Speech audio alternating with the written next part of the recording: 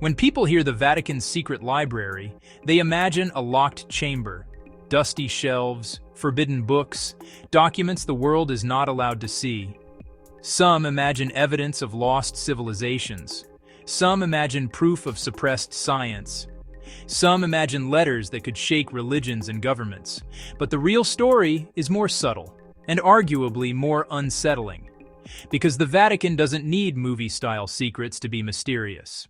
It holds something more powerful than a single forbidden book: time. For centuries, the Vatican has accumulated correspondence, state papers, trial records, diplomatic letters, and internal documents connected to European history, church history, and global politics. And much of this sits inside what was long called the Vatican Secret Archives, renamed in 2019 to the Vatican Apostolic Archive. That name change matters because the word secret was never meant as classified spy files. It originally carried the older meaning of private or personal. Still, parts of the archive are restricted in the modern sense too, especially more recent materials. So what is this place really? By the Vatican's own description, the archive contains over 600 archival collections and is stored on more than 85 linear kilometers of shelving, spanning roughly from the 8th to the 20th centuries. That's not a room, that's a city of paper.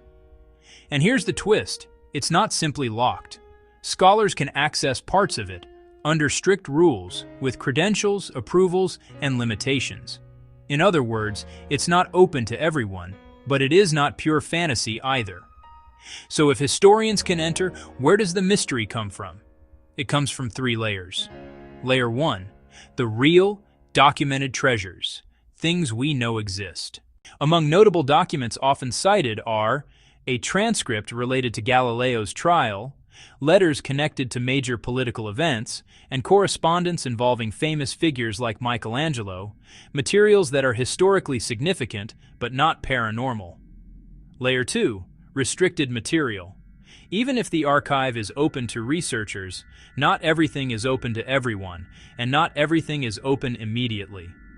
Some parts remain classified or delayed, especially related to more contemporary topics. Layer 3, myths. And this is where the Forbidden Library legend becomes powerful.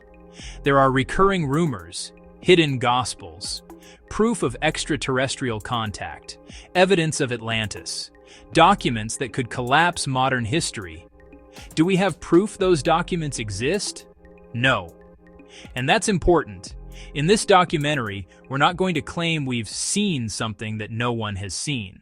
Instead, we'll ask a sharper question. Why do these myths persist, generation after generation, around this one archive? Because secrecy is not only about hiding. Sometimes secrecy is about distance. If a place contains the raw evidence of centuries, letters between kings and popes, diplomatic negotiations, trials that shaped science and belief, then whoever controls access controls the pace of truth. Not necessarily by lying, but by deciding what gets studied first, what gets cataloged, what becomes visible, and what remains effectively invisible. That's the uncomfortable reality. A story can disappear not because it's destroyed, but because it sits in a box that almost no one can request. And to make this feel real, we need to picture what the archive experience is actually like. Not a dramatic Hollywood vault, more like a disciplined research center. Controlled requests, reading rooms, rules about handling documents. No casual photography. No browsing through shelves like a public library. You don't wander. You search. You request. You wait. And that waiting is part of what fuels the mythology. Because when information becomes hard to reach, people fill the gap with narrative. Now let's talk about the most responsible version of the conspiracy angle. There are 2 types of conspiracy stories. The reckless kind, they have proof of aliens. We can't support that. And the realistic kind, archives shape history by shaping access. That's not science fiction. Every major archive does this in some form. But the Vatican's archive carries unique weight because the Vatican has been a global power actor across centuries. Its documents are not just religious, they can be political, diplomatic, and cultural.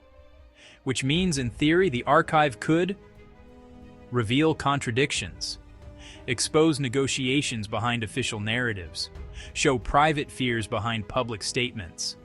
Not because the Vatican is uniquely evil or uniquely secret, but because it's uniquely old, uniquely continuous, and uniquely connected. So here is the real mystery. Not what single forbidden book is hidden inside, but what patterns, what repeated human behaviors emerge when you read 1,000 years of private correspondence. That kind of knowledge changes how you see the present, and perhaps that is why the myth of the Forbidden Library survives. Because deep down, people sense a truth.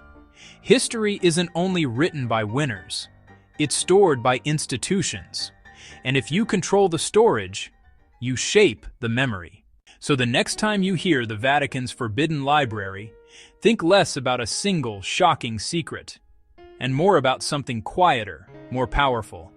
A vast paper labyrinth where the past can be made visible or kept distant, simply by how the doors are managed. And in a world addicted to instant answers, that kind of controlled distance feels like the ultimate secret.